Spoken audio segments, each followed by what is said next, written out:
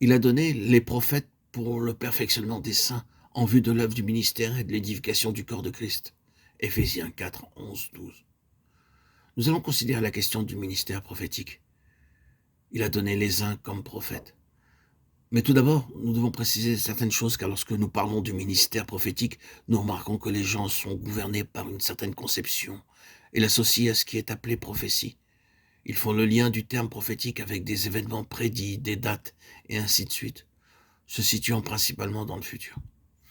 Ils pensent aussitôt à l'aspect de la prévision du futur dans le ministère prophétique. C'est un aspect, mais ce n'est seulement qu'un simple aspect. Le ministère prophétique est une chose bien plus vaste que la prédiction. Il serait préférable de dire que la fonction prophétique va au-delà des simples événements, de ce qui arrivera ou des dates. C'est le ministère de l'interprétation spirituelle. Dans cette phrase se trouve récapituler tout ce qui fera maintenant l'objet de notre attention. La prophétie, c'est l'interprétation spirituelle. Si vous méditez sur ces choses à la lumière de ce ministère dans la parole de Dieu, je suis persuadé que vous verrez combien cela est vrai.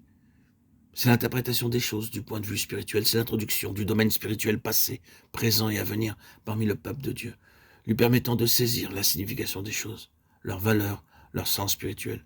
C'est ce qui était et qui est toujours l'essence du ministère prophétique. Bien sûr, ce que nous savons des prophètes dans l'Écriture, c'est qu'ils avaient une fonction ou des facultés particulières parmi le peuple de Dieu. Mais nous devons aussi nous souvenir que souvent, ils cumulaient leurs fonctions prophétiques avec d'autres fonctions. Samuel était un prophète. Il était aussi juge et lévite. Moïse était prophète, mais avait aussi d'autres charges. Je crois que Paul était un prophète, il était apôtre et évangéliste. Il avait tous les ministères, me semble-t-il. Notre intention n'est donc pas de parler des prophètes comme étant des gens à part, mais du ministère prophétique. C'est le ministère qui nous préoccupe et nous parviendrons à l'instrument beaucoup mieux en reconnaissant le ministère accompli. Nous comprendrons mieux le vase et nous saisirons mieux ce qu'il est en voyant le dessein pour lequel il a été formé.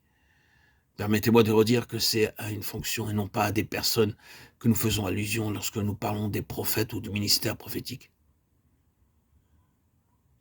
Je suis certain que ceux qui ont quelque discernement des temps dans lesquels nous sommes dans le domaine spirituel sont d'accord avec moi lorsque je dis que l'urgent besoin de notre temps, c'est celui du ministère prophétique. Jamais auparavant il y a eu un tel besoin d'une voix pour l'interprétation. La situation actuelle requiert ce ministère d'explication.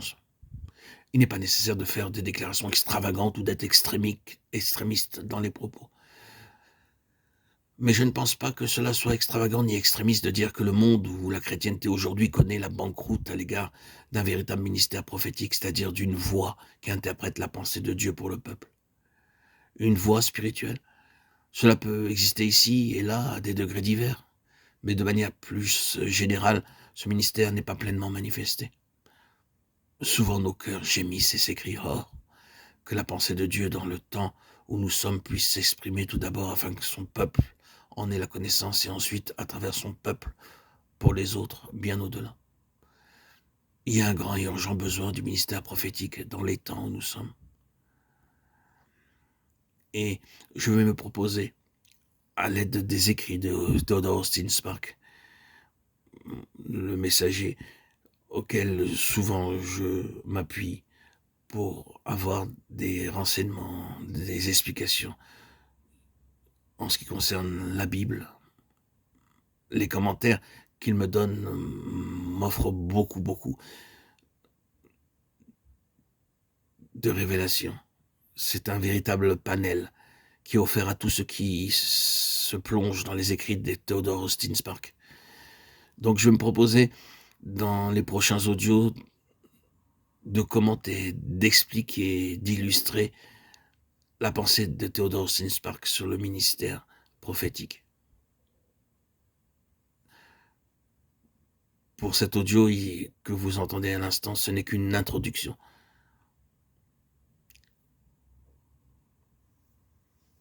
Un préambule à tout ce qui va venir. Il s'agira avant tout de faire de nouvelles mises en lumière des pensées divines et des principes, des socles auxquels le ministère prophétique doit avoir maîtrise. Il faut commencer tout d'abord par ses fondations. C'est ce que je vais me proposer dans les prochains audios. Cela va demander de nombreux audios, peut-être plusieurs semaines, mais qu'importe. Il nous faut comprendre cette fonction qu'est le ministère prophétique.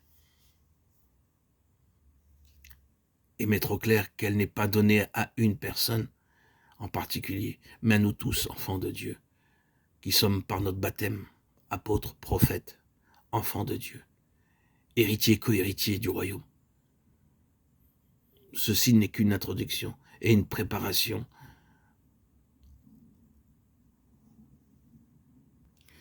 qui requiert beaucoup de compréhension.